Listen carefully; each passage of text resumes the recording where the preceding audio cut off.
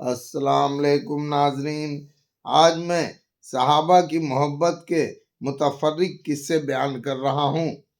حضرت علی کرم اللہ وجہہ سے کسی نے پوچھا کہ آپ کو حضور اقدس صلی اللہ علیہ وسلم سے کتنی محبت تھی؟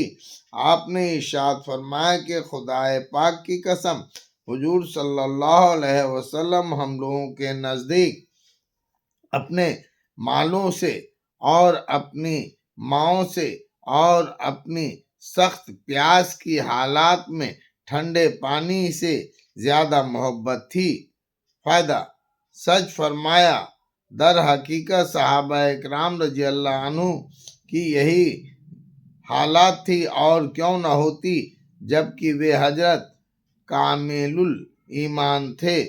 اور اللہ جل شانہ کا ارشاد ہے: قل ان کان آباؤکم و ابناؤکم و